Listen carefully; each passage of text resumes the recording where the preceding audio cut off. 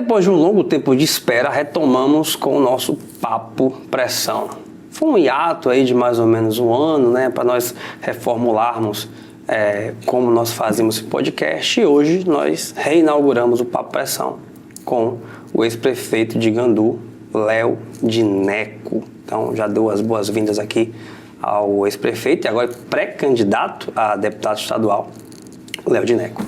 Certeza, Yuri. Primeiro, parabenizar aí pela retomada desse programa informativo. Com certeza vai chegando, levando informação para quem está nas redes sociais. E informação realmente com muita pressão, né? Muita pressão. Por falar em pressão, né? A pressão que você estava colocando ultimamente aí foi de festa, né? Tava você e Ramon disputando para quem andava mais em festa. Parou um pouquinho, Léo? Isso foi ano passado, foi na época junina, né? Primeiro Santo Antônio, pré-São João, São João, São Pedro, pós-São Pedro. Então foram mais de 30 dias aí de eventos nas cidades, e a gente que tem uma relação com os municípios, a gente estava recebendo os convites e participando, partilhando dos festejos nas cidades, e Ramon estava ali também no mesmo ambiente, e ele aproveitando a festa e eu fazendo uma relação ali com os prefeitos, prestigiando o momento, mas também participando ali junto com os prefeitos, com os amigos dos festejos juninos. E acabou que a gente se encontrou em vários momentos, isso realmente deu o que falar, e a rede social acabou fazendo uma disputa para ver quem participou de mais festejos, mas é importante porque... E quem ganhou? Eu acho que quem ganhou foi os municípios de terem sido apresentados para o povo as suas festas, né? Os seus festejos tradicionais, que tem muito investimento das prefeituras e que acaba gerando emprego, gerando renda na cidade, e essa brincadeira da rede social acabou transmitindo isso para o público, quanto é importante, de fato, os municípios investirem na cultura e também na geração de emprego e renda a partir das festas juninas. Bom, você trouxe uma pauta bem interessante aí agora, que está em alta agora, que são os cachês das bandas. Agora, né, nós tivemos... explodiu agora uma banda, por exemplo, muito famosa, que o cachê chegou em R$600 mil, e os prefeitos também estão discutindo a viabilidade do São João diante desses custos, né, dessas bandas. Como é que você vê isso aí, Léo?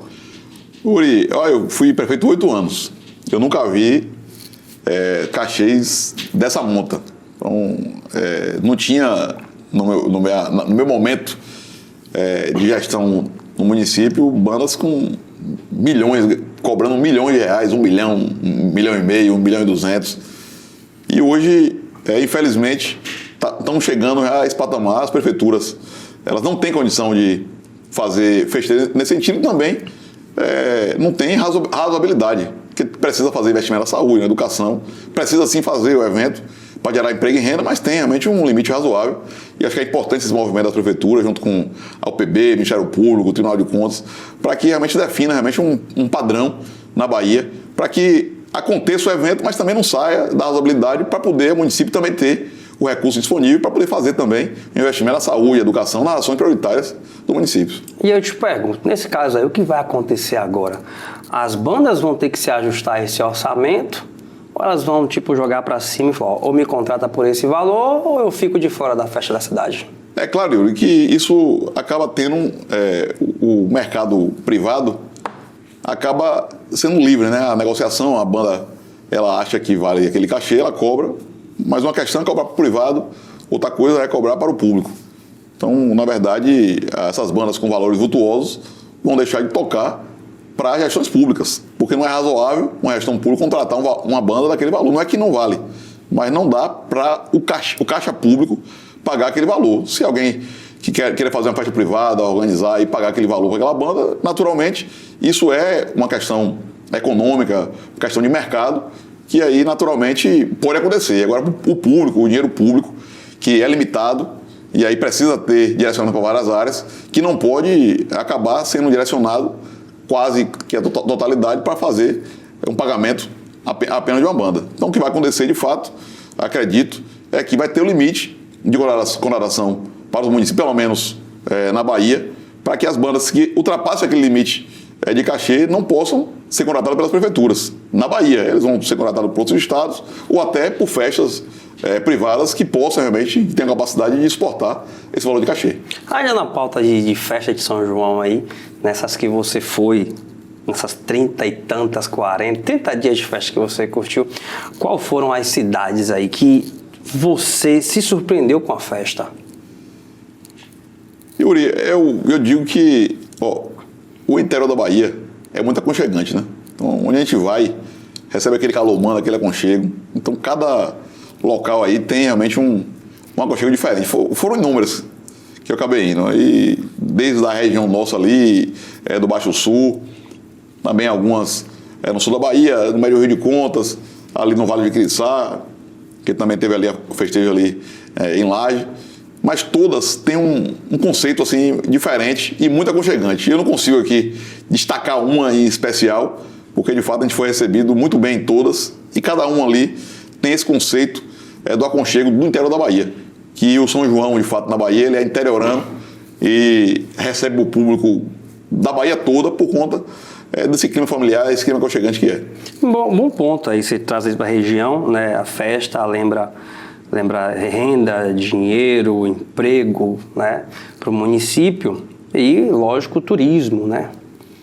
E, assim, sendo muito sério para você, eu acho que nossa região tem potencial se explorar mais o turismo fora daqueles polos que nós já conhecemos. Itacaré, Boipeba, Morro de São Paulo.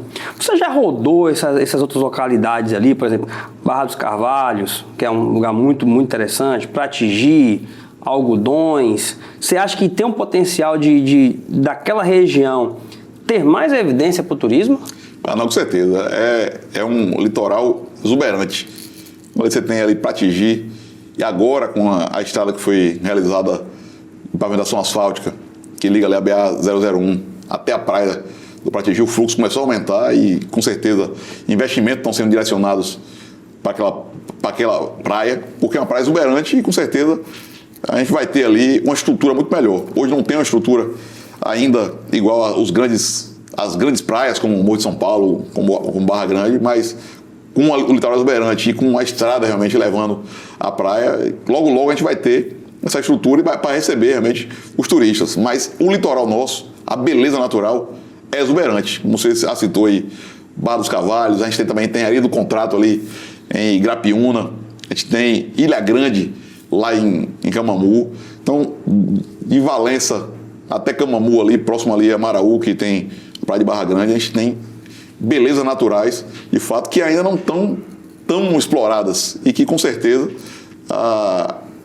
com a articulação dos consórcios, pauta, inclusive, dos prefeitos no consórcio, para poder fazer uma pauta do turismo, para explorar as belezas naturais do nosso território, porque tem litoral, mas também tem cachoeiras, rios, riachos, Mata Atlântica, uma beleza ímpar, que hoje a pauta ambiental está muito forte, e tem o turismo rural também, que está em ascensão. Então, essa pauta está sendo discutida no consórcio, que é importante fazer de maneira integrada com os prefeitos, articulada dentro do ambiente conjunto. E a gente iniciou essa discussão quando eu estava presidindo o consórcio, mas acredito que essa discussão ainda está presente para poder, de maneira articulada, sair uma pauta, uma agenda que mostre o território para toda a Bahia, para todo o Brasil, e aí a gente consiga ter mais pontos turísticos e aproveite realmente esse mercado, que é muito importante para o território. Perfeito. Você citou aí, por exemplo, o turismo rural, né, que não é só litoral, mas também você tem Mata Atlântica. E eu queria até destacar aqui em Presidente Tancredo Neves, né? Eu estou vendo o Marcelo, que é secretário de Turismo e também de Comunicação de lá. Ele está explorando bastante agora as cachoeiras do município, né? E aí existem outras na região ali. Tem ali do Véu de Noiva, que é Teolândia, Venceslau, se me confundo, mas que nós temos outros locais na região, né? Pauta para o Ciapra aí. Tem Palmeira, tem Ibirapitanga, que tem, de fato, alguns ambientes naquele sentido. Inclusive, Ibirapitanga já foi premiada por a manutenção dos nascentes. Lá teve um PSA, um pagamento por serviço ambiental lá atrás, foi premiado. O que é PSA? Pagamento por serviço ambiental. Então, quem tem uma nascente que cuida dela, recebe um valor, um incentivo ali, mensal, anual às vezes, que tem um apoio da Agência Nacional de Águas, um apoio da Prefeitura Municipal. E aí, esse projeto que foi lançado lá em Ibirapitanga, que lá tem, de fato, algumas nascentes exuberantes, que gera afluente, gera cachoeiras, levou Ibirapitanga até para o Fantástico, fazer uma reportagem naquele momento, e foi premiado. O município de Ibirapitanga, para receber um prêmio há anos atrás, para mostrar, de fato, que a gente ali, nesse recorte da Mata Atlântica, tem, de fato, uma natureza exuberante e que precisa de preservação. E, graças a Deus, a gente ali tem mantido esse recorte da Mata Atlântica viva. Você tocou em Mata Atlântica, a gente não pode fugir de falar de mata, de falar Mata Atlântica, região, e falar de cacau, né, Léo? Cacau, ultimamente, vem aí sendo pauta, né? E aí traga um ponto aqui que eu lembro que, não lembro se foi ano passado, você... Na verdade, primeiro destacar aqui Vanusa. Eu lembro que eu conversei com Vanusa em 2024. Ela já me procurou na época do Informe 73, pedindo para a gente tocar nessa pauta. E na época o cacau estava em alta, então eu mesmo digo que eu mesmo falei assim, vou falar disso aqui, o cacau R$900, R$800, e aí foi acontecendo. E eu lembro de você junto com ela, né? E algum deputado também ajudou, acho que foi Raimundo, a levar essa pauta para Brasília, né? Você lembra quando é que foi que você foi com ela em Brasília para essa pauta?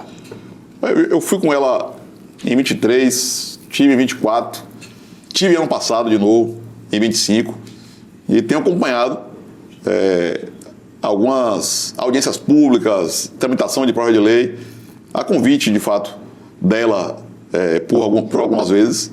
A gente acompanhou no Senado, na Câmara de Deputados, algumas pautas ali importantes para a lavoura cacaueira. Claro que agora, esse momento é um momento de crise, que acaba ecoando mais esse sentimento da velocidade do atendimento das pautas, mas essa luta aí, ela já é desde antes, mas quando o preço está alto, não se chama atenção por assunto, acaba se chamando atenção maior nesse momento agora de crise. Pois é. E aí, você meio que segurou na mão ali de Vanusa e dessa causa, né? Dá para se ver você fazendo essa movimentação. Como você vê esse cenário hoje, do que está hoje e uma perspectiva aí de melhoria? Porque eu vi que ontem teve uma reunião com o governador, hoje houve uma outra, né? O que é que está se fazendo aí para apoiar o cacauicultor? Ô Yuri, primeiro, para a gente entender assim, que é um momento agora de crise, e por que chegou essa crise, primeiro, a gente teve um grande momento de alta, um alta extraordinário e, de fato, festejado por todos do movimento do cacau, quem planta lá na ponta, mas também quem participa realmente do território, porque acaba tendo também o resultado direto ali da circulação de geração de emprego e renda. E aí, quem viu o cacau de R$1.000 ali naquele momento, não sentia a necessidade de resolução de pautas estruturantes naquele momento, porque estava bom, o preço estava extraordinário. Mas as pautas existiam, estavam realmente sendo encaminhadas, sendo lutadas, com menos força, porque não estava no momento de crise. Ninguém estava existindo dor, né? Isso. Mas quando o cacau subiu muito, e naquele momento existia os problemas estruturantes que ainda existem hoje, mas aconteceu um desequilíbrio no mercado. A gente tem as moageiras, que aí processa o cacau e vende aquele cacau ali para a indústria de chocolate. A indústria de chocolate, quando o cacau aumentou, buscou alternativas para o chocolate não aumentar, que é totalmente correspondente. E aí, a indústria de chocolate, ela reduziu o teor de cacau no chocolate. Reduzindo o teor de cacau no chocolate, os artigos que o cacau produz de manteiga, ele reduziu. E aí, retraiu a venda do cacau processado pelas moageiras. Claro, aí o produto ficou estocado. O que acontece com o mercado? Diminuiu a oferta, cai também o preço, né? Sim. Então, de R$1.000 despencou porque estava se usando pouco cacau para a produção de chocolate. Aí agora caiu. E aí, com essa queda brusca, porque do mercado, porque o cacau é commodity, é cotado em bolsa, o dólar estava um valor altíssimo de R$ 1.100 na bolsa por arroba, agora está aí na bolsa R$ 350 reais, em média, quando você calcula a arroba do cacau. Isso está na bolsa. E a bolsa foi regulada pelo mercado. Só que tem um problema estruturante, que a gente tem 3 multinacionais aqui no país, que acaba regulando o mercado e aplicando um deságio. Como o cacau estava em R$ 1.000, o deságio era aplicado. Quando está de 350, também está aplicando o deságio, mas com 1.000 ninguém sente, com 300 a gente sente. Porque se você tira 100 de 1.000, dá 900, 1.100 dá 1.000, então tá normal, mas de 350, você tirar 100, é um terço do valor, né? É um terço do valor, então você sente. Aí o cacau fica desvalorizado e aí esse deságio acaba afetando agora, nesse momento de crise, diretamente o produtor, porque o cacau não dá incentivo para a produção. Então, essa queda brusca de 1.000 para 250, de fato criou um desequilíbrio muito grande na cadeia do cacau. E agora as pautas que já vinham sendo com a luta histórica de muita gente, tem a ANPC com a Vanusa, mas tem muita gente também que está realmente nessa luta há muito tempo, que agora o grito ecoou de todo mundo, se juntou às forças e está, de fato, levantando a pauta e tendo a sensibilidade das autoridades para que agora a gente consiga avançar. E eu digo, no momento de crise, a gente cria oportunidades. Então é a grande oportunidade agora do movimento, desse movimento todo da sociedade que estão se unindo, produtores, associações, cooperativas, prefeitos, consórcios, para que a gente consiga ter um resultado imediato para poder resolver o problema do preço do cacau, do deságio, da importação, mas também crie de maneira permanente um programa de governo, programa de Estado, para que a gente tenha uma valorização da lavoura cacaueira e esse trabalho, esses resultados, não seja apenas só na crise, sejam na alta, na média, na baixa, e aí tenha um programa permanente. Isso vai acontecer, se Deus permitir, por conta desse momento, porque na crise a gente pode buscar um caminho para poder criar oportunidades. E como está todo mundo gritando agora, né? Então está chamando a atenção de todo mundo. Inclusive essas manifestações, como você vê essas manifestações? Você acha que elas são benéficas para esse grito ou você acha que prejudicam? Claro, são saudáveis. Todo ganho social sempre aconteceu nos momentos sociais, momentos estudantis, das manifestações pacíficas e propositivas, porque a gente entende que quando se manifesta é porque tem uma dor, tem uma crise, tem um pleito, tem um anseio, e aí, a partir daquela mobilização, chama-se atenção para poder sentar na mesa, ajustar, negociar, pautar, propor e aí conseguir resultados para que resolva os pleitos ali naquele momento solicitados. E isso aconteceu. As manifestações foram para as ruas, teve uma grande manifestação lá em Ilhéus que juntou muita gente do ramo do cacau, mas juntou, sobretudo, produtores, prefeitos, sociedade como um todo, e acabou, de fato, chegando na mesa agora do governador do estado da Bahia, que as pautas do cacau, elas não são apenas do estado da Bahia, que o cacau é um fruto que tem como produto importante para a Bahia, mas tem o Pará, tem Rondônia, tem Espírito Santo. Então as pautas, as grandes pautas estruturantes para a cadeia do cacau, a grande maioria são pautas nacionais, mas com certeza o governador do estado da Bahia é sensível com a pauta, vai agora se debruçar para ajudar a definir o que pode ser feito pelo estado e o que deve ser feito pelo governo federal, ele também fazer articulação, fazer o link, porque com ele o acesso fica muito mais fácil para chegar aos ministérios, chegar ao presidente da República, para a gente ter uma atuação e ter resultados imediatos para poder resolver o problema do preço do cacau. Você trouxe aí um fato interessante sobre deságio, né? Tem outro termo que é DAO, alguma coisa que eu não lembro agora. Drawback. Minha professora, Teacher Mari, tô no primeiro mês de inglês, me ajude aí. Mas, além dessa parte, teve também, eu lembro que isso não é a primeira vez que acontece, porque eu lembro de Vanusa falar isso comigo, na época, sobre a importação, trazer esse cacau, acho que da África, inclusive, né? E houve mais uma carga agora que chegou na Bahia, né?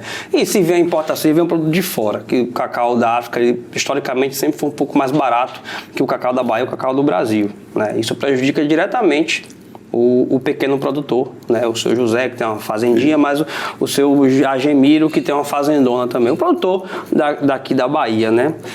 Nessa pauta aí que você está com o governador, isso foi levantado, essa questão de importação? Porque assim, eu não vou entrar em saber quem foi que regulou essa lei, porque um fala que é um, fala que é outro, fala que pode tirar, que não pode tirar. Conta aí, então, você que eu estou vendo que está bem entendido aí, conta o que foi isso, essa lei, e o que é que está se fazendo ali nos bastidores para barrar essa importação?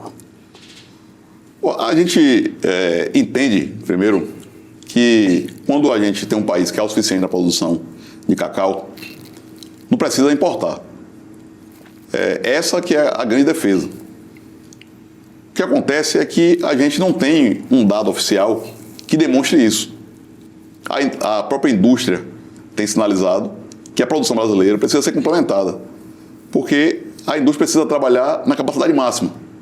E aí não pode ser pela metade, porque o preço acaba aumentando do processamento. Se ele está na capacidade máxima, então ele está no preço mínimo de mercado para poder vender o cacau processado.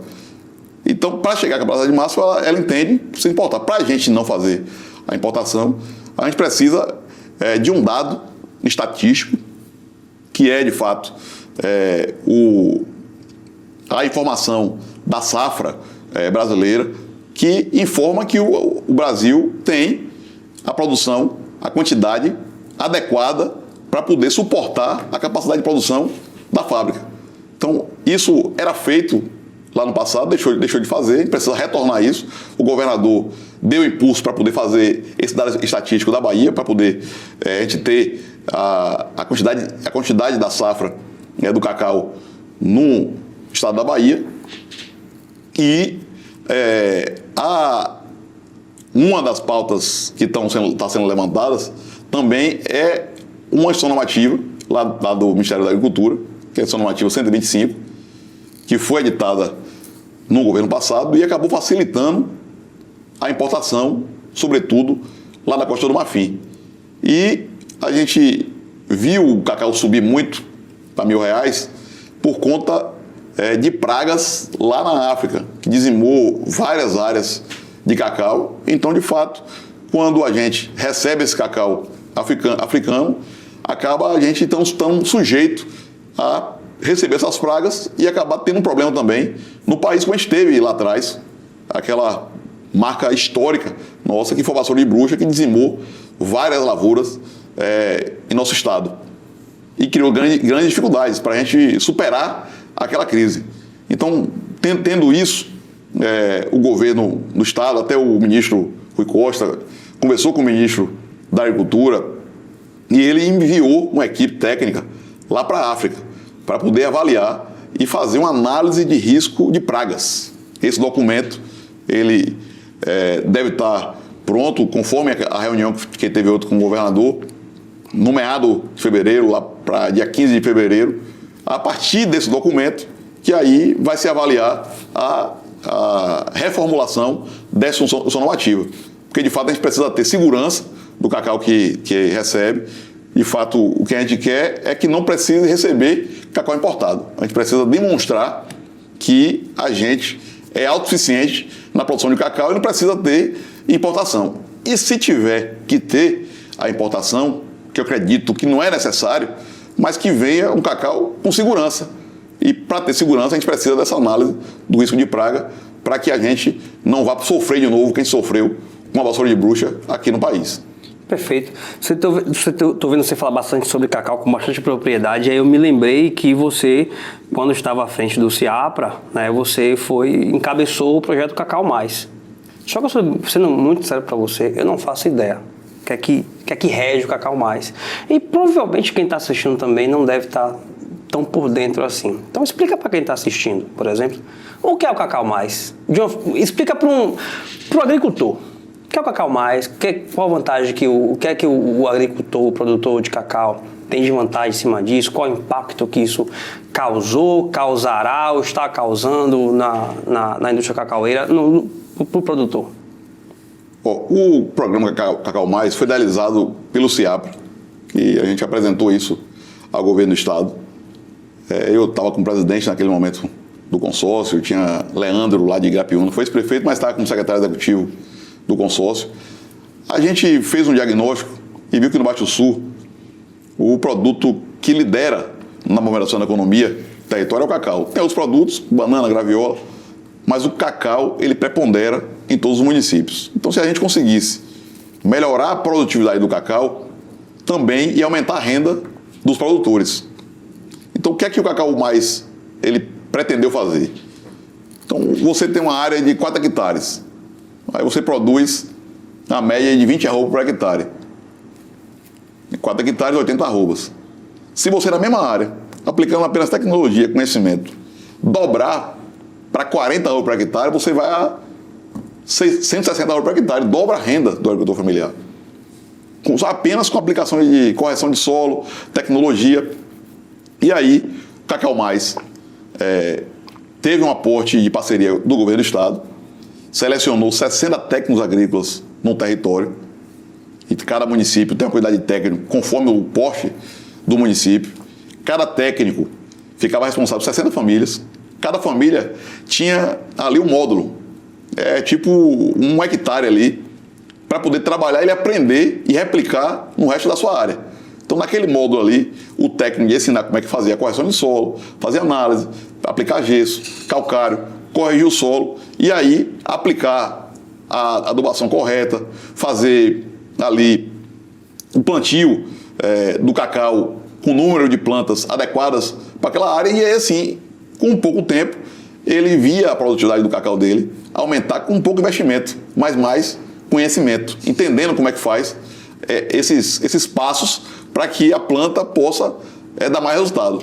E aí, Yuri, a gente observou que ao longo desses anos, o que aconteceu? As mesmas áreas que os produtores tinham, a gente tinha uma média de produtividade de 20 a 25 arroba por hectare. E a gente quer chegar a 80, mas já chegou a 50 arroba por hectare a média do território por conta desse trabalho do Cacau Mais, que está atendendo 2.400 famílias. 60 técnicos, 40 técnicos no campo, 60 famílias por cada técnico, 2.400 famílias sendo beneficiadas. Então, é renda na veia. A mesma propriedade, o mesmo produto, mas com capacidade maior de produtividade. Então, é isso que o Cacau rege. É gerar renda a partir do aumento da produtividade do cacau nas áreas da agricultura familiar. Para o produtor, ele tem algum custo, ele tem alguma adesão, assim, ou o custo dele é só com o que ele vai pagar de calcário, de adubo, de... Não, o custo dele é apenas, no módulo inicial, o Estado forneceu calcário, gesso, muda, forneceu tablet, moto para os técnicos agrícolas. Então, o custo dele é o custo que ele já tem na área, mas aplicando de maneira mais adequada. Porque ele ali, na verdade, o técnico vai ensinar ele em um módulo, em 1 hectare. Mas se ele tem 4 hectares, outros 3 hectares, ele precisa fazer o investimento. Mas adequado. Às vezes, historicamente, o pai ensinou, aí o filho aprendeu, aí ensina para o irmão, aí vai sendo historicamente passado o aprendizado. Mas de lá para cá, várias técnicas foram estudadas por cientistas e foram se renovando as técnicas de cuidado do solo do cacau. Só que o agricultor que está na ponta não tem acesso a esse conhecimento. O técnico agrícola chega na propriedade e acaba ensinando como é que a gente consegue melhorar a produtividade do cacau com pouca coisa, com pouco investimento. E aí logo o agricultor começa a ver o resultado, começa a aumentar a produtividade com a mesma área. Então ele colhia historicamente ali 30 arrobas por hectare o ano todo, começa a colher 50 arrobas por hectare. Então quase que dobra a produtividade dele e também dobra a renda, com pouco investimento que ele faz e acaba ficando independente. Tem várias histórias de agricultores que estão no programa no Baixo Sul e que mudaram de vida por conta do Cacau Mais. Cacau Mais é conhecimento. É você levar o conhecimento para o campo e a partir do conhecimento o produtor acabar tendo uma renda maior na mesma propriedade. E com custo quase zero. Com custo baixo. E se porventura, por acaso, que Deus abençoe que aconteça para você, de você ser eleito a deputado estadual, como você vê o seu trabalho para potencializar ainda mais, fortalecer, na verdade, né, esse produtor aqui principalmente da nossa região do Baixo Sul? Yuri, a gente está na política para defender o que a gente acredita. Eu, graças a Deus, tive a oportunidade de ser prefeito do meu município por 8 anos e a gente implantou um modelo de gestão que, de fato, aprovou a todos, está marcado na história. Agora a DAI está dando seguimento. E, graças a Deus, eu consegui implantar realmente o que eu acreditava. Política séria, comprometida, com resultado. E isso acabou ecoando, de fato, no território, um anseio de que tivesse realmente representantes para poder levar o nome do território mais além. Porque é importante ter na política vozes em todos os cantos. Porque é só com a voz, com o voto, com a representatividade, que a gente consegue que as pautas sejam ouvidas, sejam priorizadas. Imagine, a Bahia é muito grande e o Brasil mais ainda. Então, por isso que a gente tem na política representações para chegar lá, sentar e pautar, e aí a partir das pautas, das discussões, acabar tendo prioridades. Não dá para fazer tudo de uma vez, mas vai definindo prioridades a partir das discussões. E é importante ter alguém na mesa das discussões para poder levar os anseios do território. O cacau é uma pauta importante e, com certeza, a gente precisa ter alguém também ali e cada vez mais. Não precisa ser só um, podem ter vários, mas que tenha, que não fiquem órfãos, mas que tenha gente lá do território que nasceu ali, que conhece as dores, que conhece a realidade, para poder defender as pautas estruturantes do território. Então é isso que eu quero, estou me propondo, a partir desse anseio, do trabalho que a gente fez, não só em Gandu, mas no consórcio, e isso acabou ecoando em todo o território. E aí, a partir desse clamor, desse anseio, dessa vontade do território, a gente está dando um passo à frente, de fato, para assumir essa missão. Se Deus permitir, a gente, com a oportunidade de ter mandato, a gente vai assumir esse papel com muita vontade, com muita responsabilidade, como eu fiz na Prefeitura de Gandu, para também deixar um legado forte de representação territorial.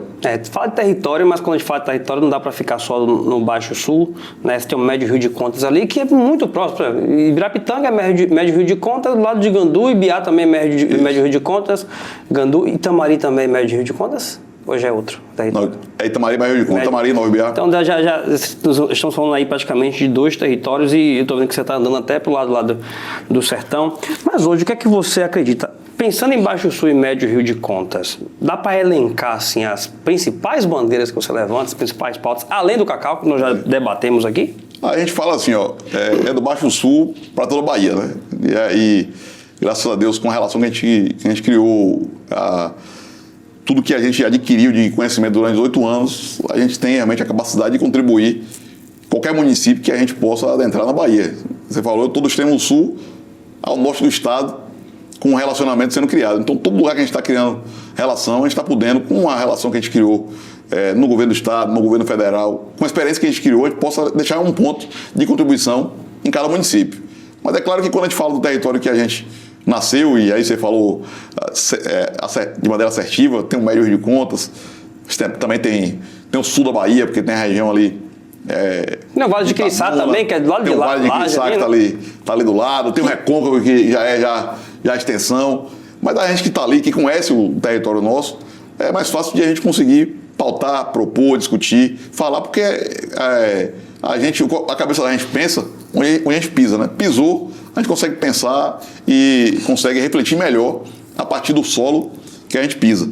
Então, ali, nesse recorte da Bahia... Pelo menos as pautas que você acha que pode ser prioridade. Nesse recorte da Bahia, sem sombra de dúvidas, a pauta mais importante é o desenvolvimento rural.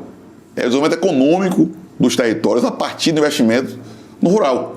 E aí o rural são várias pautas que estruturam o meio rural, que fazem com que o jovem fique no campo, que a gente aposte realmente na fruticultura, na diversificação da produção, em cooperativismo, associativismo, porque a partir da economia girando no campo e a coisa acontecendo, a gente tem uma economia pujante nesse recorte territorial que tem uma agricultura muito forte. E aí a gente cria independência das pessoas no campo e melhoria na geração de emprego e renda em toda a cadeia.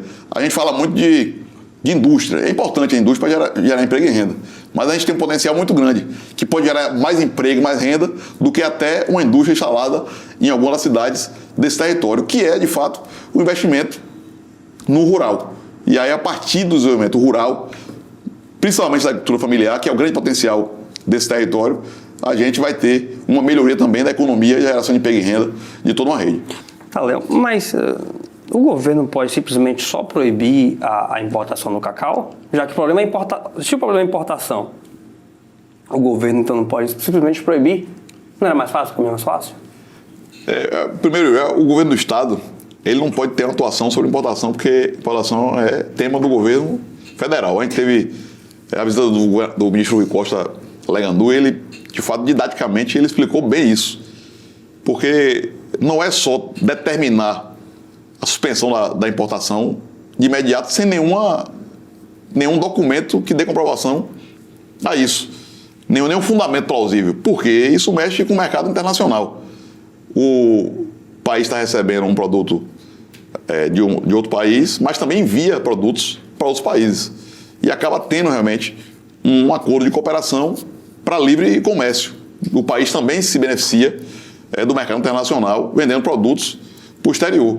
Então, para poder encerrar a importação do cacau no país, precisa ter um documento que é um dado estatístico, que é a previsão de safra, que mostre que não precisa importar cacau. Isso a gente não tem, é preciso ter. E aí, com certeza, essa política vai ser startada na Bahia, o governador Jerônimo já deu impulso a isso, e logo, logo, a gente vai ter isso também no país para poder demonstrar que a previsão de safra do cacau ela é autossuficiente. E, além disso, tem uma ação normativa vigente que possibilitou o cacau vir para cá da Costa do Marfim. O ministro já sinalizou, e o Rui Costa replicou isso, que não pode simplesmente chegar sem motivo nenhum e revogar uma ação normativa sem um fundamento. Porque o outro país vai precisar também receber do Brasil esse fundamento. E qual é esse fundamento? É uma análise de risco de praga. E aí, a partir dessa inspeção que foi enviada a pessoa lá para a Costa do Marfim, quando vier com essa análise de risco de praga que mostre, de fato, que é um risco para o país receber esse produto, aí sim tem fundamento plausível para o Brasil pegar, revogar a ação normativa e apresentar os argumentos para o outro país de que aquilo ali é danoso para o Brasil receber aquilo ali. Então, o governo federal e o governo do estado está debruçado em buscar condições que justifiquem, de fato, a tomada de decisão. Eu não tenho dúvida que logo, logo a gente vai ter uma atitude mais imediata do governo federal, com apoio do governo do estado, para que a gente consiga ter resultados para poder a gente ter um aumento do preço do cacau em todo o Brasil. E eu acho interessante que, há um tempo atrás, quando a gente... Isso aí eu falo de quando eu estudava, por exemplo, estou falando coisa de 20 anos atrás, 25 anos atrás, quando eu era estudante, né? Você tinha os alunos da zona rural, né? E que... Eu lembro de falar isso, que o sonho da maioria deles era sair da roça e vir para a cidade. E agora está acontecendo o inverso. Eu lembro de um podcast, inclusive o Dai estava participando no SDR, como é o nome da CAR, aquele secretário da CAR? Esqueci o nome dele agora. Geandro, estava com o Geandro, inclusive. Estava da Geandro e uma da Copatã, a moça da Copatã, acho que é Fernanda. É o nome dela. E aí estavam se falando sobre mão de obra no campo. Aí o pessoal fala muito sobre a mão de obra no campo, que não consegue, etc. E ela trouxe um recorte interessante. Ela falou, não tem mão de obra do campo, porque assim, antigamente você tinha um cara que trabalhava na fazenda do grande latifundiário. E a nossa região ali, principalmente Gandu, foi feita de grandes latifundiários, diferente de PTN, né? Só que hoje o cara tem a terrinha dele, ele produz o cacau dele, as frutas dele, ele não quer sair dali. O cara foi criado ali, ele não quer sair dali. Ele quer estar produzindo. Então você vê um exemplo, PTN, por exemplo, que você vai ao redor da zona rural, todo mundo tem um pedacinho de terra, todo mundo está produzindo, inclusive uma cidade que o dinheiro circula muito por causa disso, e vai nessa pauta que você falou. Ó, você incentiva ao produtor rural, a agricultura familiar, assim, você tem muita gente produzindo ao mesmo tempo, cada um ganhando o seu, e você descentraliza essa grande renda que é o que existia antigamente na época dos coronéis, não é isso? Isso mesmo. E você citou um exemplo importante do território que precisa ecoar esse exemplo para outros municípios, que é Tancredo Neves, que começou todo o movimento a partir de uma casa familiar rural, uma casa que forma o jovem e devolve o jovem para o campo com formação, e ele acaba aplicando aquele conhecimento em sua propriedade, acaba tendo renda e ele não quer mais sair, ele quer ficar ali, se qualificar cada vez mais, mas ficar no campo. A gente, de outras cidades, já vê outros sentimentos, porque quer vir para a cidade, quer ir para São Paulo, quer vir para Salvador. O filho do homem do campo, que teve a renda histórica do campo, ele quer sair. Nada contra isso. Mas em Tancredo Neves o movimento é diferente, porque aquele menino que saiu para estudar fora, quando viu o mercado de trabalho, teve dificuldade de acessar, está desempregado, enquanto aquele que ficou no campo está tendo uma renda média de 3, 4, 5 mil reais trabalhando em sua propriedade, está tendo liberdade financeira trabalhando no campo e se sente feliz e satisfeito, realizado, trabalhando no campo, enquanto o outro, claro que alguns conseguem ter oportunidades e ter grandes crescimentos na vida, mas alguns acabam saindo da zona rural, vindo para os grandes centros, e a gente vê muita gente saindo para São Paulo, para Rio de Janeiro, para Salvador, e acaba tendo realmente um desemprego por conta do inchaço do mercado de trabalho na zona urbana.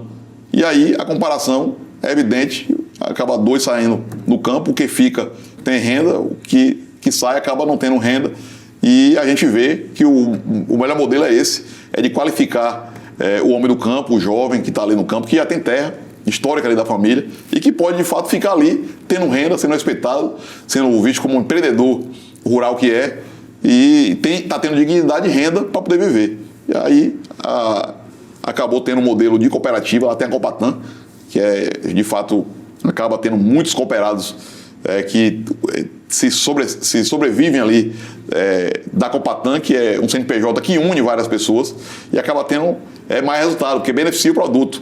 Produz, leva para a cooperativa beneficia o produto e leva para o grande centro, o grande mercado, acaba vendendo para São Paulo, que é um mercado forte, e com beneficiamento agrega valor ao produto e acaba dando mais renda para o produtor. Então, Tancredo Neves é um grande exemplo que precisa ser replicado para poder melhorar a geração de emprego e renda das cidades, sobretudo a partir do rural. E se você vai em qualquer supermercado aqui, pelo menos na maioria, essa semana mesmo eu estava fazendo minhas compras, eu sempre fico observando, né, nos atacadões, mercados de rede, grandes marcas, né, grandes bandeiras, você encontra os produtos da Copatan, em quase todos eles.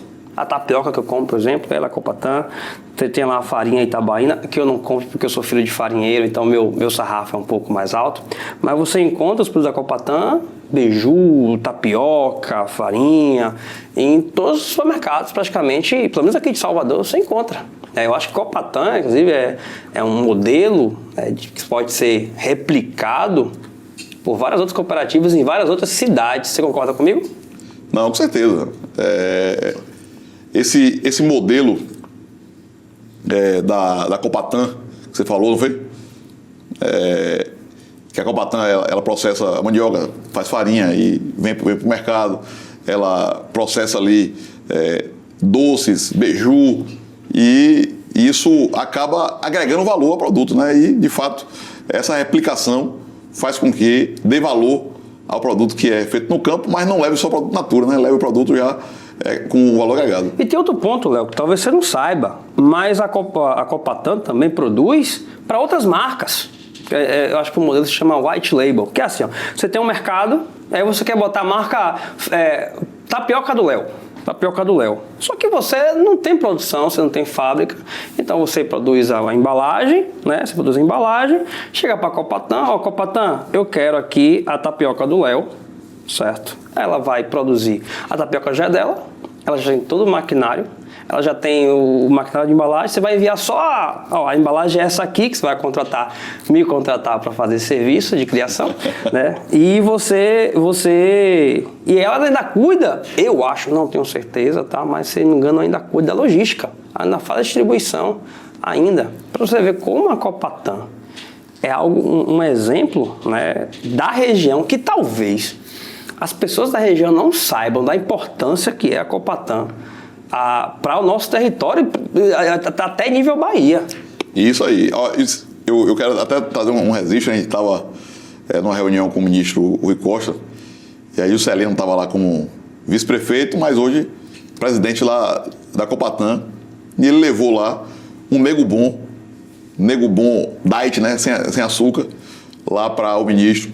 E o ministro acabou a reunião, ele recebeu, e aí ele teve em seguida uma reunião com o presidente Lula e vários ministros, e aí o presidente Lula pegou ali o nego bom da cooperativa e saiu distribuindo, e se viralizou na rede do presidente da República, mas levou, de fato, o produto da Copatan para ser conhecido por todo o país, para ver a qualidade do produto, que é um nego bom feito lá, a banana produzida ali na região nossa ali, e foi levada para a Copatan, processada, e chegou à mão do presidente da República.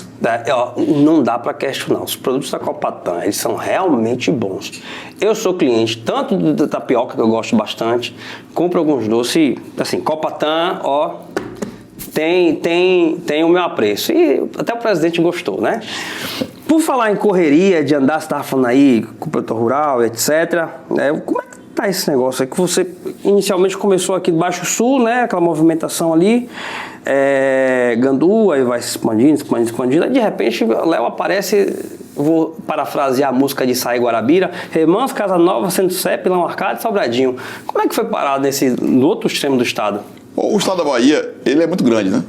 E a gente parte do território nosso, que é a nossa maior força, onde tem um conhecimento, tem de fato um projeto, de fato, territorial, mas acaba expandindo o projeto do Baixo Sul por toda a Bahia.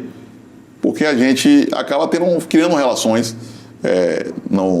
na política, na sociedade, um amigo conhece outro, você vai apresentando, e acaba criando realmente uma relação com liderança, e aí acaba ampliando o projeto político. E aí foi a partir de um amigo que conhecia outro amigo, lá em Juazeiro, que a gente foi lá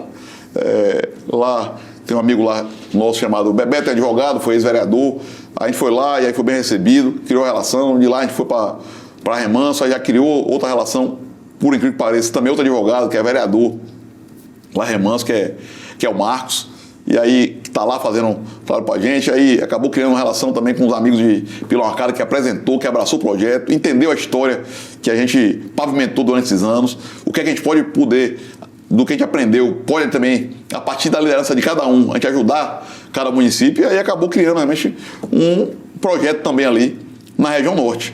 E a partir disso, a gente vai criando relações em outros ambientes, aí vai lá para o extremo sul, vai para o sul da Bahia, vai para o litoral sul, vai para o oeste da Bahia. Então, cada território do estado, a gente está criando realmente uma relação para pulverizar essa relação política e a gente poder consolidar um trabalho que parte do Baixo Sul, mas acaba percorrendo por toda a Bahia. Você falou aí sobre as cidades do norte ali, do Vale do São Francisco, que é uma região que tem uma agricultura muito forte. E só que é diferente da nossa região, é uma agricultura bem diversificada, né? Tem produção de manga, tem produção de uva, às vezes já faz o processamento lá, já sai o vinho de lá, não é isso? Isso. Isso é interessante. A gente está correndo a Bahia toda, a gente vê a diversidade do nosso estado. Do norte, do extremo sul, do oeste, cada realidade, cada região com sua realidade. E, de fato, a gente vê o potencial de cada território, né? Alguns com agricultura, outros com criação de animais, outros com área comercial, industrial mais forte, como é aqui na região metropolitana, aqui de Salvador. Então, a gente tem uma Bahia diversa de cultura, mas também de geração de oportunidades de emprego e renda. Eu citei aqui a diversidade de culturas lá do norte, né? Só que a nossa região sobrepõe o cacau, né? Mas você tem outros produtos. Inclusive, recentemente, nós tivemos uma queda, né, relativa no preço da banana. A banana estava um preço, eu lembro que há uns 2, 3 anos atrás, a banana estava um preço bem alto, e aí também teve uma queda recente, não foi? O mercado da banana, do cacau, ele realmente acaba... É o mercado, né? O mercado, ele oscila por oferta, por demanda, aí o preço sobe, cai, e aí acaba ficando, às vezes, na média. E nossa região, a agricultura é, de fato, uma atividade, às vezes, de risco. É por isso que o Estado, ele precisa entrar e proteger quem é menos desfavorecido. E nessa balança aí, quem é menos desfavorecido é o agricultor familiar. Aquele que tem menos renda, menos estrutura, produzindo, vendendo, para poder investir de novo, produzir de novo, vender, colocar o prato na mesa.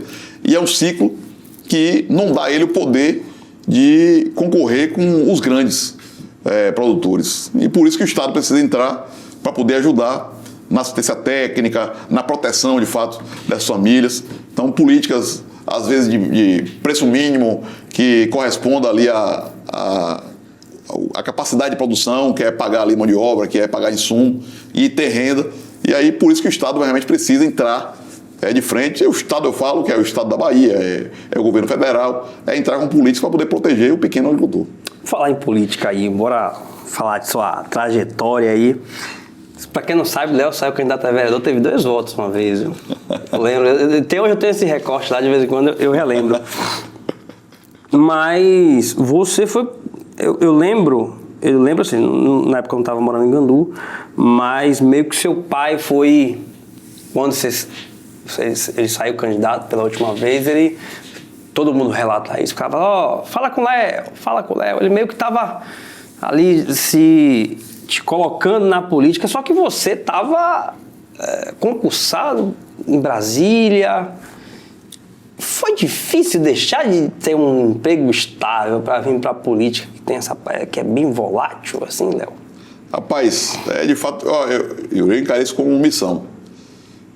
Esse momento que eu fui chamado para ser candidato a prefeito num grupo político consolidado em Gandu, naquele momento meu pai que era o candidato a prefeito. De fato, eu estava em Brasília, num cargo que eu estou até hoje, que é oficial de Justiça Federal.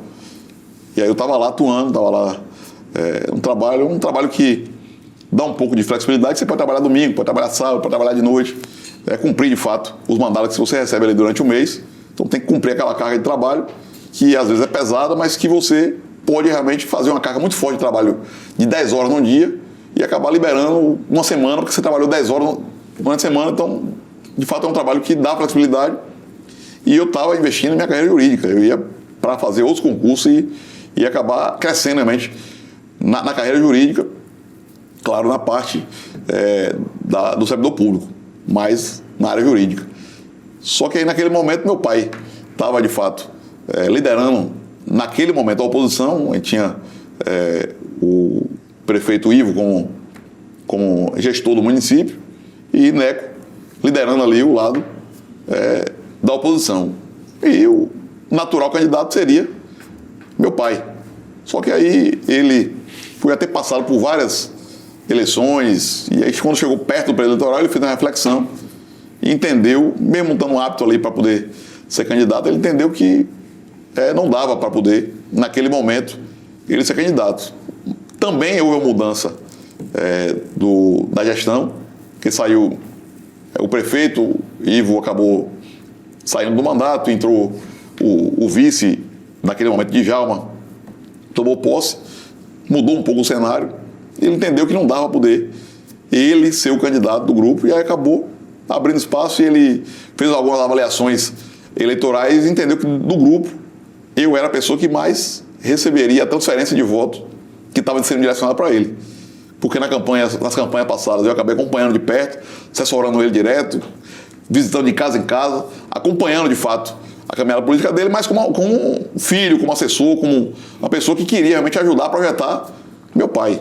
Mas isso acabou me dando potencial de transferência de votos que seriam para ele naquela eleição. E aí ele me chamou para a missão. Eu falei, meu pai, eu estou muito novo ainda. Tá há quantos anos? 30 anos. 30 anos. 31 anos. 31 anos. Aí, naquele momento, eu falei, rapaz, eu ainda estou ainda, tenho uma projeção ainda para fazer. Não estava noivo, não estava ainda casado com a minha esposa hoje. E aí eu falei, estou ainda na fase ainda de construção para me consolidar. E quando tu falou com o Cacá sobre ser candidato, qual foi a reação dela? Cacá, ela é filha de um ex-prefeito, né? Cacá Cará. Bacará. Foi prefeito por 2 oportunidades, 88 e 2004. Cacá nasceu em 90. Então nasceu em 90, Cacá já era prefeito já lá de Teolândia. Então ela nasceu nesse meio.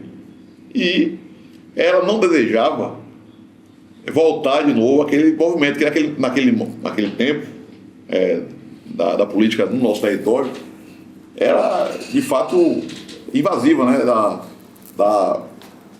O privado ali, a família não tinha mais privacidade, era realmente a casa cheia, muita gente.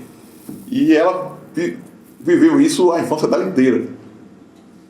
Mas ela estava em Gandu advogando, morava em Teolândia, estava em Gandu advogando, eu em Brasília, lá, e a gente se via ali uma vez no mês, às vezes uma vez a cada 2 meses, e tinha essa relação assim à distância.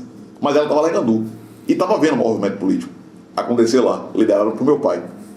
E aí viu a mudança do cenário político, ali porque mudou a cabeça da gestão, e meu pai sempre conversando com ela entendeu que naquele momento eu estava entrando para uma missão, de fato.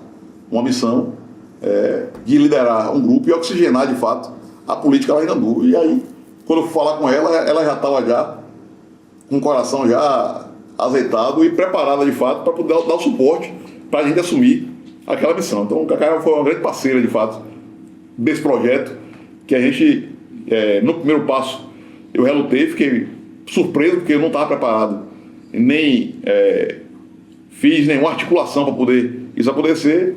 Aconteceu e eu pedi a Deus a orientação, e aí meu pai me deu um dia para poder eu pensar, e aí eu pensei e falei assim, rapaz, eu não sou homem de correr de missão, não. A gente, às vezes, se acovarda e aí acaba se arrependendo porque recuou. Não, eu vou enfrentar, então Deus é que sabe, deu certo, eu vou assumir a missão, não deu, eu volto de novo. E cavalo selado só passa uma vez, né? Foi essa palavra de meu pai. Meu pai, você disse que agora não está preparado para poder participar. E claro, feito como você quiser, essa oportunidade pode não passar. E aí, de fato, foi de fato uma oportunidade que eu tive de apresentar um projeto para o município de Gandu. E eu, graças a Deus, cumpri dentro do meu coração os projetos que eu queria deixar de legado para o município. Sobretudo, trazer um oxigênio para a política, mostrar que a juventude pode, de fato, fazer um trabalho diferente. É um menino com 31 anos virar prefeito. E aí, naquele momento, muita suspeita do que seria feito por um menino daquele.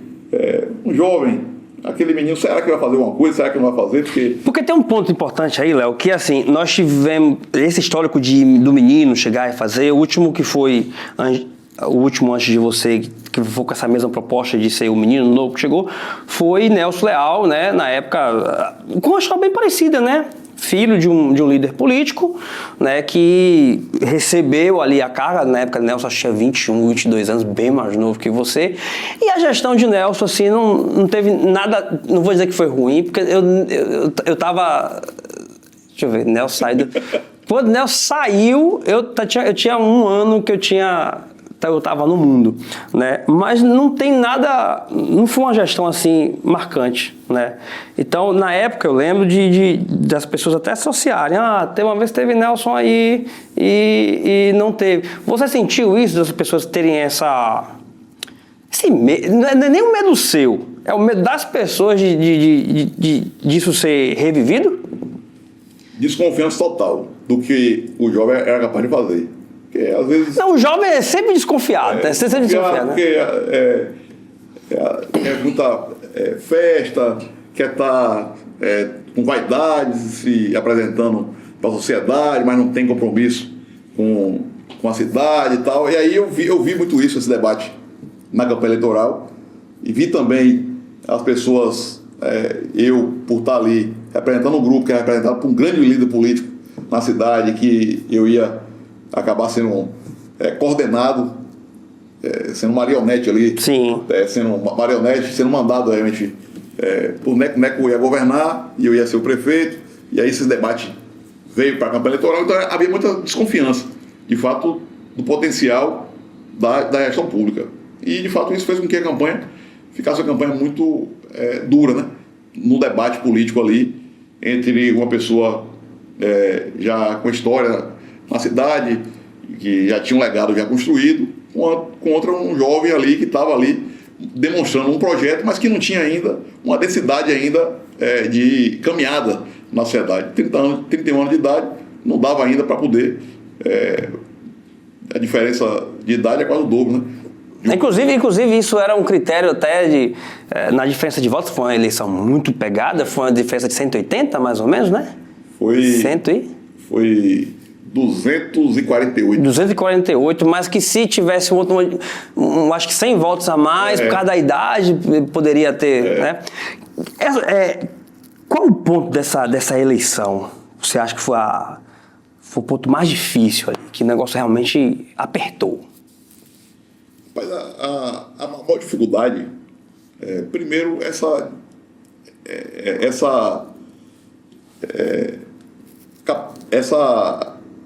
expressão de você estar fora da gestão, disputar contra a máquina, contra quem está na prefeitura, e além disso, ser uma pessoa que está apresentando um projeto e que não tinha ainda o projeto executado ali para poder demonstrar que eu fiz isso, posso fazer mais. Então a gente estava ali implantando expectativa, enquanto o outro estava executando na máquina pública. Essa é a maior dificuldade, porque o prefeito estava ali fazendo, executando, dizendo, não, eu vou fazer amanhã, eu vou resolver, e eu apenas apresentando um projeto futuro para a cidade. Isso realmente desequilibrou um pouco naquele momento, mas a gente teve, Yuri, a juventude do nosso lado, que de fato a nossa caminhada naquela campanha eleitoral de 2016 acabou trazendo um brilho diferente para o olhar, principalmente da juventude ganduense,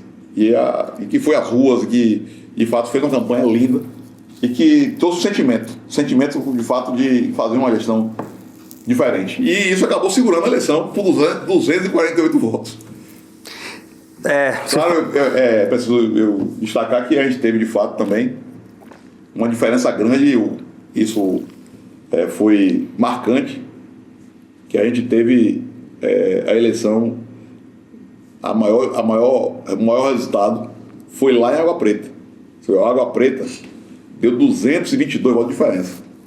Gandu, no geral, deu 248. Então, sem Água Preta, a gente poderia ganhar por 26 votos. Com Água Preta foi 248. Talvez sem Água Preta o negócio ia complicar, né?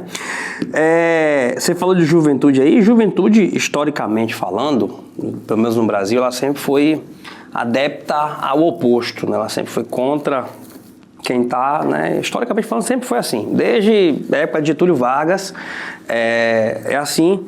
Só que vocês conseguiram reter a juventude, né? Normalmente ela é bem volátil ali, mas foi o inverso com vocês. A juventude reteve nas últimas 2 eleições. A adesão da juventude foi muito maior para o grupo de vocês do que para o grupo opositor. O que é que você credibiliza isso? Primeiro, o modelo de gestão foi arrojado. A gente não fez aquela gestão feijão com arroz ali. Pagar salário e fazer uma obrinha aqui, outra ali, e ir levando. Não, a gente fez uma gestão arrojada, que a gente mexeu nos 4 cantos do município. E aí deu para perceber qual era de fato o impulso que a gente estava querendo dar. Criou relação logo com o governo do Estado, o governo federal, começou a fazer grandes articulações para poder captar recursos de investimento e acabou mexendo no município todo. E aí a gente começou a fazer obras estruturantes, obras que você vê, campo sintético, que a gente está acostumado a ver apenas particular. A gente começou... Nem particular nós só tínhamos um só lá, né? E até hoje só tem um, né? Mas na época eu lembro que eu fiquei perturbando, o Léo tá fazendo campo sintético em todo canto. Aí a gente fez campo sintético na Água Preta, fez campo sintético na Bela Vista, fez campo sintético na Renovação 1, então abriu o polo para população, principalmente a população mais carente, que não tinha acesso a essa qualidade de campo, acabou fazendo isso, mas mexeu na cidade toda, com pavimentação, com asfalto, com colégio, com creche. E além disso, eu fiz uma gestão muito presente. E eu acho que é isso que deu um grande resultado. Porque além da obra, além do investimento, eu fiz questão de estar sempre presente. Então era final de semana jogando bola na zona rural, nas panelinhas, também participando de igreja católica, igreja evangélica, festejos, aniversário. Então eu não fazia isso apenas no ano da eleição, de 2 anos. Fazia isso com frequência.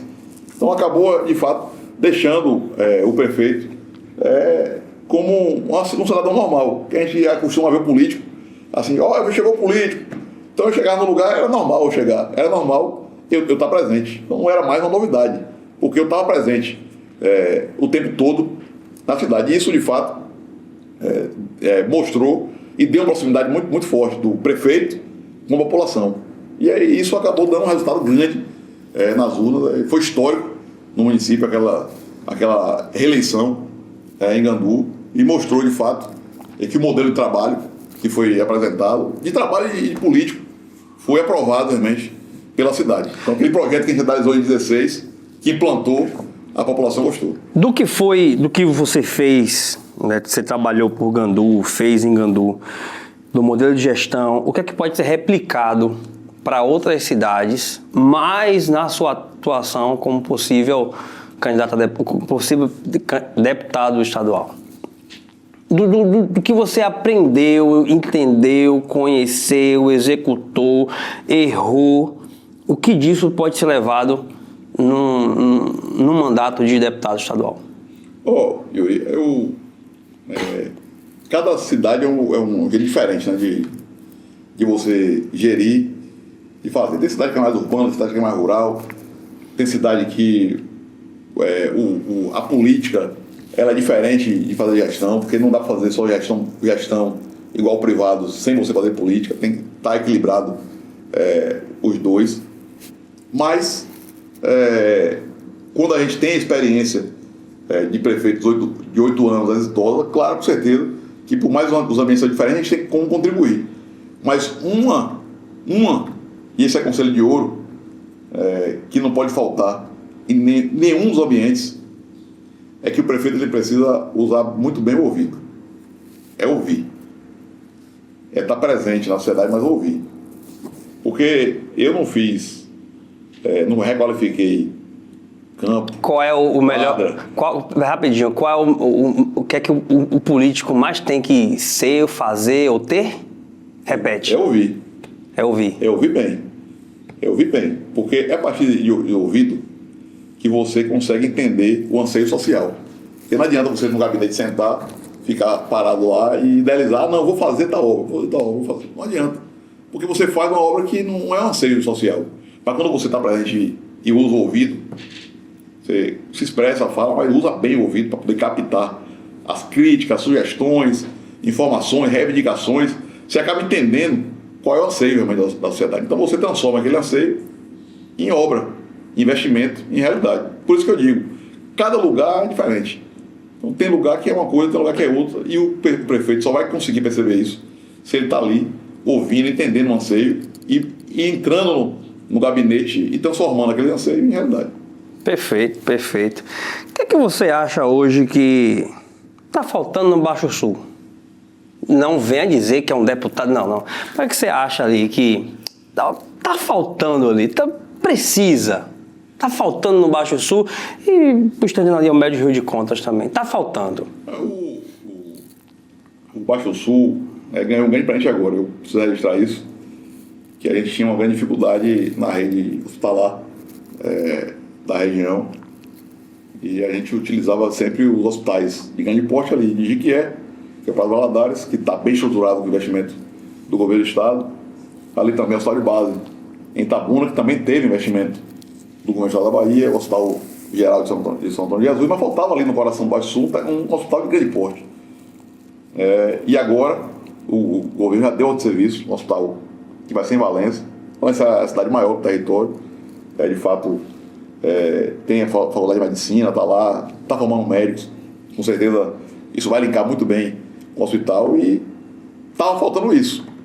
Já iniciou a obra. Eu estava previsto para entregar em 2027 a obra. Isso vai dar um grande resultado no atendimento à saúde do território. E o Baixo Sul demorou muito para ter grandes resultados de investimentos. E eu não posso deixar de falar isso. É a representação política que faz com que a gente consiga atrair. A gente tem territórios que tem 3, 4 deputados estaduais, 2, 3 deputados federais, e acabam tendo mais força. Porque o deputado tem emenda, além de colocar as emendas no município, tem voz, pauta e consegue articular obras estruturantes para os territórios. Então, eu acho que o Baixo Sul, acho que está na hora, está mais do que na hora do que avançar nisso, entender que é importante estar elegendo políticos do território para que possam defender o território. E não é só um. Não existe apenas um representante. Que venham mais representantes, mais pessoas que colocam o nome à disposição, que venham ajudar na representação territorial para fortalecer o território e a gente consiga buscar as obras estruturantes que o território precisa. Você tem uma relação muito boa com o governador, né? Dá para ver que o governador, aparentemente, pelo menos suas falas, demonstra ter também um apreço por você, né? É uma gratidão pela força que você deu ali em 2022 ou foi algo que foi construído com o tempo? Eu acho que é uma soma. É uma soma disso. Primeiro, eu já tive uma relação com o então governador Jerônimo, desde a época que ele era secretário de Desenvolvimento Rural. Então ali tocando a pasta nova, que foi idealizada ali no plano de governo de Rui. Então ele deu início realmente, foi o primeiro secretário de Desenvolvimento Rural da Bahia, então estava nas linhas iniciais da secretaria. A partir daí a gente criou uma relação, ele teve em Gandu, teve lá em casa, e aí acabou criando uma relação. Ele surpreendeu uma vez, ele secretário de Desenvolvimento Rural, a gente fez um evento para receber o secretário, mas um evento que receberia o governador, a gente recebeu o secretário de Estado, foi lá para poder ver o mercado de Gandu, a gente colocou um número de pessoas para poder receber ele, fez um almoço e tal, fez uma honraria como se fosse fazer também para um governador, e aquilo marcou ele como secretário naquela época, criou uma relação. Eu estava lembrando agora, estava com o Rony, com o Lázaro lá de Itaúna, que era prefeito na época. A gente estava na lavagem do Bonfim, e depois do cortejo, da lavagem, daquele movimento todo, a gente sentou para poder almoçar com o secretário de Desenvolvimento Rural, Jerônimo, lá embaixo ali do Bonfim, onde tem ali alguns restaurantes ali. Sim. Simples, bem simples ali, embaixo ali do Bonfim. A gente sentou ali, almoçou junto, ficou ali 1 hora ali conversando, batendo um papo. E naquele momento ele nem imaginava que um dia seria governador da Bahia, nem imaginava que ia estar ali conversando com o futuro governador do estado, devido à simplicidade do governador. Mas aí a política ela é dinâmica, ela vai acontecendo. O governador, o Jerônimo foi secretário de Educação, acabou tendo a oportunidade de gerir a pasta da Secretaria de Educação, e de uma hora para outra tem um acontecimento, um fato político interno dentro da política, o rompimento do PP e tal, e aí acaba sendo definido o Jerônimo como sucessor de Rui. E naquele momento, Jerônimo desconhecido, era conhecido pela política, mas não era conhecido pelo povo da Bahia. E aí, naquele momento que foi definido, no primeiro dia da definição de Jerônimo, eu estava no PP que rompeu com o governo. Uma ligação muito forte com Ronaldo Carleto, que era naquele momento meu deputado federal. E eu, quando defini o Jerônimo, no mesmo dia, eu estive no gabinete lá na Secretaria de Educação, e aí fui lá apertar a mão dele e dizer: eu estou dizendo aqui que eu estou junto com você, e não quero saber quantos números você tem, qual é a perspectiva de avanço, de crescimento. Eu estou no projeto, estou no seu projeto. Eu abracei e segui, e de fato foi isso que eu fiz. Defendi de fato o governo, que ajudou muito o município de Gandu, e também defendi o nome de Jerônimo, porque eu já conhecia a essência, sabia da humildade da pessoa, e que não teria nenhuma diferença do ser humano agora ocupando o cargo de governador. E é isso que ele está fazendo.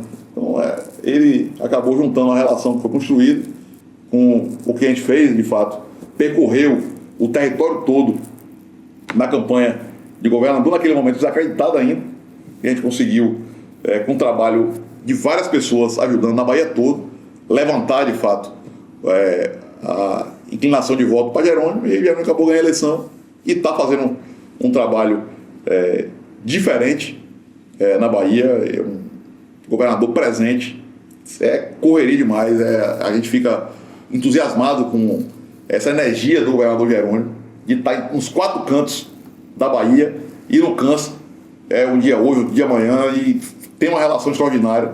Não mudou a figura da pessoa Jerônimo, porque agora está no cargo de governador, aumentou a responsabilidade, ele está fazendo isso com muito afinco, com muita força de vontade. E me diga uma coisa, que foi uma eleição também que se desacreditava bastante por ser uma figura desconhecida do público geral, né? As pesquisas indicavam o opositor, Semineto, como candidato. Quando recebiam esses números lá, dava um desânimo, Léo? Mas nunca fiquei desanimado. Eu lembro que eu vinha de Salvador, tal, aí tinha reunião com o Rui, com a equipe toda, aí ia para Gandu, aí reunia secretários e vereadores. E perguntava, como é que tá? Vamos ganhar a eleição. Olha lá que se a gente não ganha no primeiro turno, o trabalho é para isso. Foi perto. Aí um olhava, outro olhava assim, e eu falo, eu falo isso aqui não é só para incentivar não, é porque eu acredito.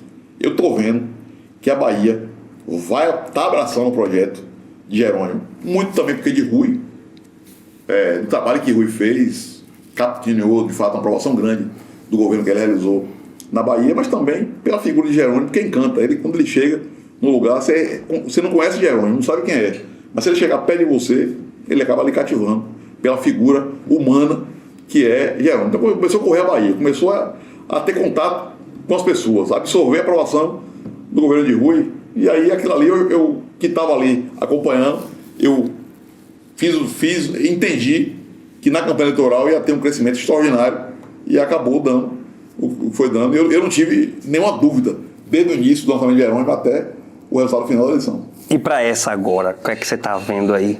Porque mudou, o cenário é totalmente diferente do anterior, né? Eu lembro conversando com algumas pessoas, inclusive Ariela, que você conhece muito bem, ela falou, olha, eu ajudei a oposição na campanha anterior e quando acabou eu não tive sequer um muito obrigado. É coisa simples, né? Então o cenário mudou bastante. Você acha que vai ser tão concorrido como a anterior? Você acha que dessa vez vai ser um pouco mais fácil? Como é que você está vendo essa eleição de governador? Eleição é disputa, né? Não tem jeito, é disputa, o cenário político toda hora. Ele está em ebulição, há discussões, as construções políticas, mas eu tenho visto, e eu faço a comparação do momento eleitoral de hoje para o momento eleitoral de 4 anos atrás. A gente tinha um momento onde o candidato a governador da situação tinha dificuldade de eleição, enquanto a oposição estava largando bem na frente. E acabou tendo a virada, e aí o da situação acabou ganhando a eleição. Hoje é totalmente diferente o cenário. Hoje a perspectiva de vitória está na mão do governo. Então, se naquele momento estava embaixo e ganhou, agora que está agora com a musculatura maior, a tendência de fato é ganhar um pouco com a diferença maior do que foi a eleição passada. É esse desenho que eu faço, ainda mais porque o interior da Bahia, que elegeu Jerônimo na eleição passada, ampliou agora a relação com o governador, que o interior entendeu e está entendendo que esse modelo de governar, de ir para cidades pequenas, mas cidades minúsculas da Bahia, que tinham dificuldade de ter uma relação ali com o governador, agora tem respeito, tem agora uma atenção especial. E a Bahia, o grande número de pessoas do nosso estado, elas moram no interior do estado e precisam ter a direção do governador. E a Bahia entendeu isso. O interior da Bahia entendeu isso, está abraçando. E aí, de fato, claro que Jerônimo tem uma relação muito forte com a capital, com grandes centros urbanos, mas a grande aprovação de Jerônimo está nas cidades que se multiplicam em toda a Bahia, porque os investimentos que o governo do estado tem feito no interior do estado. Falar interior do estado aí, quem já sinalizou positivamente aí para apoiar o seu projeto, falando de prefeito? O que eu vejo aqui de lista, assim, que eu acho que deve estar na lista aí, Jaque, de Nilo Peçanha, já sinalizou bem para você, Márcio Tarantino também já sinalizou positivamente, recentemente Kit, Regis, tá o tempo inteiro colado com você. Quem mais aí falta nessa lista aí? Prefeito. Rapaz, Você sabe que se você esquecer alguém, né? No íntimo, eu posso falar de Idade Lebineco. Que ali é uma parceira muito forte, tá junto no projeto, tá realmente ajudando, de fato, no trabalho, tanto de Gandu quanto no projeto da representação para a Bahia. Agora, tem muita gente abraçando isso, prefeito, vereador, mas sobretudo a população, as pessoas, de fato, que estão sinalizando o abraço a esse projeto. É claro que é importante quando a gente ouve a declaração do outro, né? A gente não pode falar pelo outro, mas eu estou sentindo, de fato, um abraço muito grande de prefeitos, vereadores, de lideranças políticas, do cidadão como um todo, que parte do Baixo Sul, mas acaba ecoando a fronteira, e a gente está tendo realmente essa sinalização de muita gente de toda a Bahia. Perfeito. Por falar em DAI, você citou em DAI, né? Como é que foi a escolha do nome de DAI? Porque, na verdade, acho que nem ela imaginava que seria a prefeita, né? Não, é verdade. Não era um nome que corria na cidade, assim, DAI. Todo mundo tinha a figura de DAI como uma Margaret Thatcher, assim, uma pessoa muito forte, né?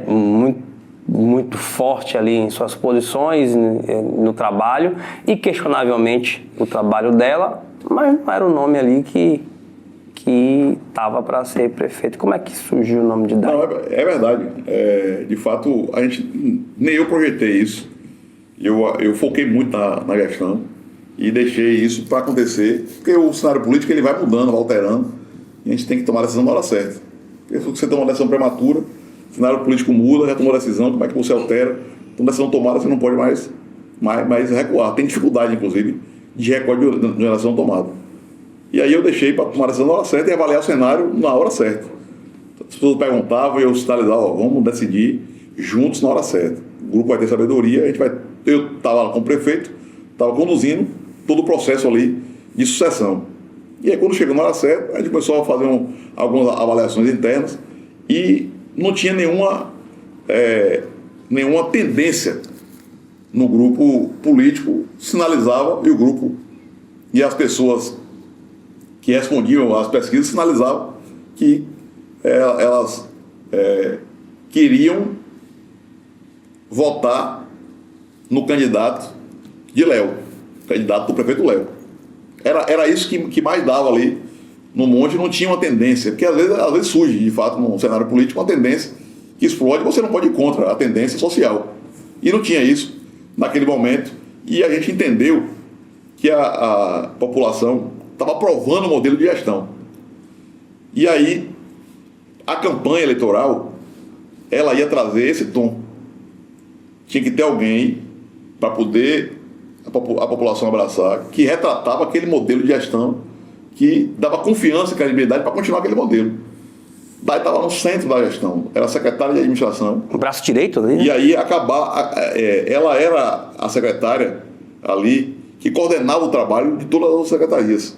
E entendia e sabia como é que estava sendo tocado o modelo de gestão.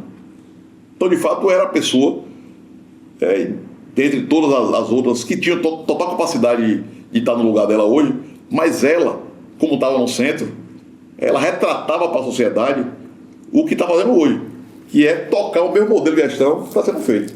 Porque ela estava no centro e conhecia o modelo. Então, quando a gente começou a conversar com um grupo político primeiro, que a gente tem que ter uma conversa interna, começou a chegar, de fato, no nome de DAI, como segurança para continuar o mesmo modelo de gestão. Porque, às vezes, você escolhe uma pessoa pela aprovação popular ali, porque é mais fácil de eleição, elege e muda o modelo de gestão. Porque cada cabeça tem um mundo, né? Cada cabeça tem uma direção.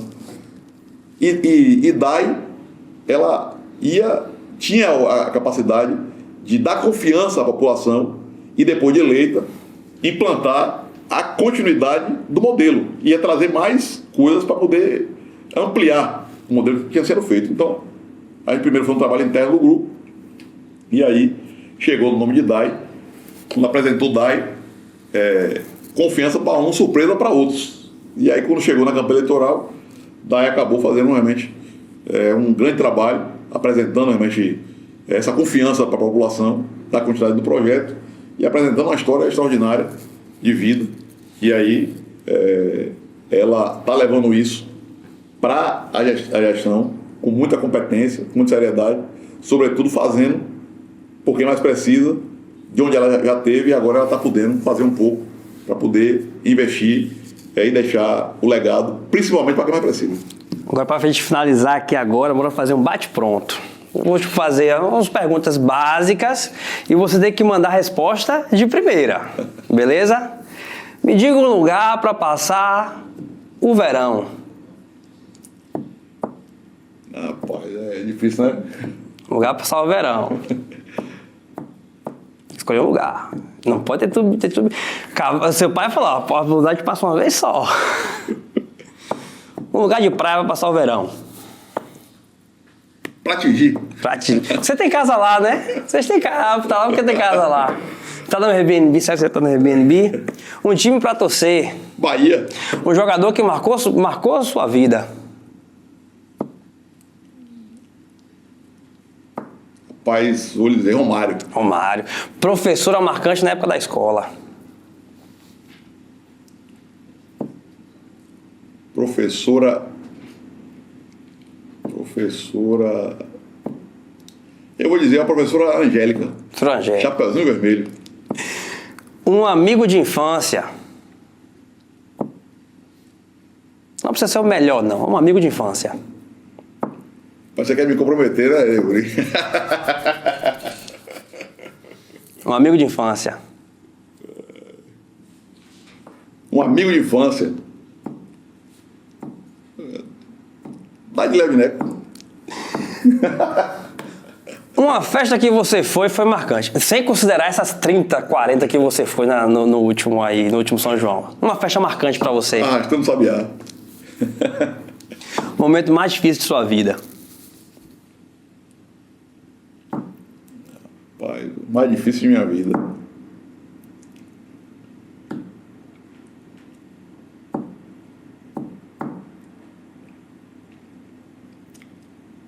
Eu vou dizer,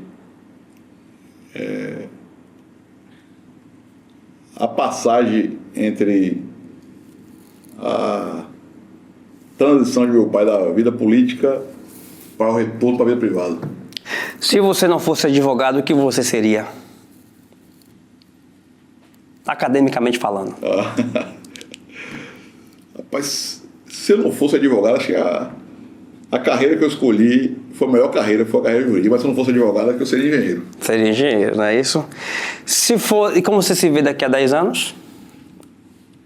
Daqui a 10 anos, rapaz, cumprindo esse papel político aí, há 10 anos, chutar aqui, deputado federal do Baixo Sul. Léo resumido em uma frase. Léo de Neco resumido em uma frase. Ou uma palavra. Vou botar uma frase: um jovem, comprometido, sonhador, mas com muita força de vontade de querer buscar alternativas para poder ajudar as pessoas que mais precisam. Indique agora para quem está assistindo, agora, um filme ou uma série para ela maratonar no final de semana. Tu vê que eu estou fazendo as perguntas do Pressão 73, só que eu estou fazendo para uma pessoa só, é mais difícil. Eu tô fazendo... Aquela série. Você tem uma política que é o designado, alguma coisa que você já citou. Designer Survivor, uma coisa assim, né? Designer, tenta lembrar. Tem uma série, eu não lembro o nome direito, mas acho que é o Designado. Tem uma série fala de uma pessoa que acabou virando um político do nada e tem que atravessar muita crise. E aí é série em cima de série. Dá pra maratonar bem. Pronto. Esse foi o Papo Pressão com Léo de Neco, ex-prefeito de Gandu, pré-candidato a deputado estadual. Vamos ver quem você indica para ser o próximo entrevistado aqui. Aí dizer que é lá de Léo de Neco, né, cara? Pode fazer daí. Ah, Agora tem uma pessoa que você vai se surpreender. quem? Vai surpreender. Quem é? Neco. Eu juro que eu tava pensando nele pra falar um bocado de coisa aqui. E ele dá pouca entrevista, né? Mas Neco tá convidado a vir bater papo aqui com a gente. Então é isso, Papo Pressão encerra por aqui.